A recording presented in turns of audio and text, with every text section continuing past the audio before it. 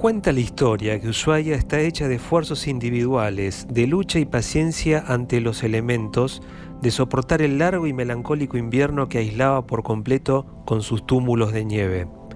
Una sociedad que comenzó siendo naturalmente masculina. Los trabajos rurales y marineros no propiciaban el arraigo de una familia. Hasta mucho después no llegarían mujeres a Tierra del Fuego. Si pensamos que empezó su colonización con un presidio, reforzaremos esta imagen de lugar netamente masculino, al punto que en las décadas de 1880-1890 el índice de masculinidad fueguino cuadruplicaba el del resto del país.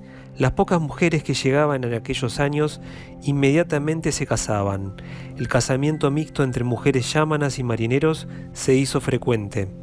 El aislamiento y la soledad aconsejaban bien pronto conseguirse una compañera y el hombre que lo lograba podía considerarse dichoso. Ushuaia fue el primer punto del canal de Beagle ocupado por residentes estables.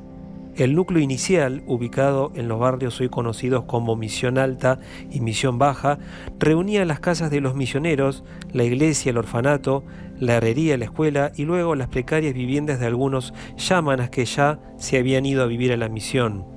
Este era, hacia 1880, el pueblo de Ushuaia. La colonización penal, recurso que utilizaron Chile y Argentina, estaba en boga a fines del siglo XIX. Implicaba la certeza de que a determinados lugares no iba a ir nadie a establecerse, solo aquellos que no tenían más remedio. Visto así, el sur de nuestro país y su leyenda negra de vientos y tempestades indicaba que la única posibilidad de comenzar con una población duradera era establecer un presidio. La idea fue del presidente Roca en el año 1883. Primero llegaron los presos, más tarde habría presidio. Esto indica que la posibilidad de fuga era prácticamente nula. ¿Hacia dónde y por qué medios podría fugar su nombre en aquellas regiones del país?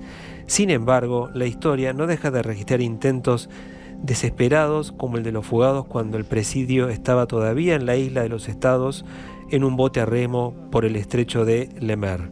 No lo lograron.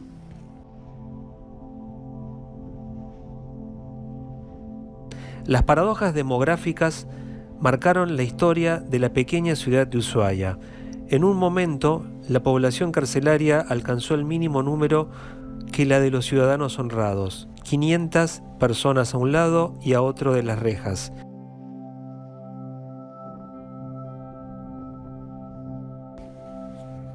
En 1930, el Monte Cervantes, con capacidad para más de 1000 pasajeros en viaje turístico, entraba en una alborozada Ushuaia que recibía siempre festiva a nuevos visitantes. Los turistas recorrieron la ciudad, compraron mariscos y frutillas envasadas, conocieron la iglesia y se embelesaron con el faro, en la entrada de la bahía, los bosques y el monte Olivia.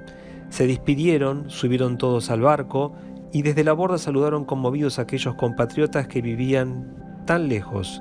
Pero allí nomás, saliendo de la bahía, el monte Cervantes embistió las rocas del islote del faro y naufragó irremediablemente. Todos los pasajeros fueron rescatados y volvieron, esta vez como refugiados, al pequeño pueblo que en un solo día duplicó su población. Ushuaia contaba con 800 habitantes y 800 fueron los náufragos que a duras penas, pero gracias a la mítica hospitalidad del sur, fueron todos ubicados en la iglesia, en la escuela, en la comisaría, en la prefectura y en las casas de familia, hasta que otro barco vino a rescatarlos y a rescatar la ciudad de una visita tan numerosa.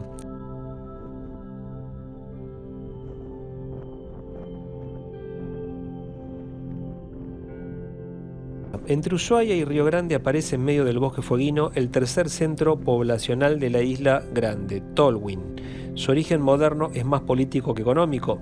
El gobierno local creyó a principios de la década de 1980 que era necesario un pueblo en el centro geográfico del sector argentino, en el corazón de la isla, situado en la cabecera del lago Faniano, donde ya la misión salesiana había fundado la estación San José.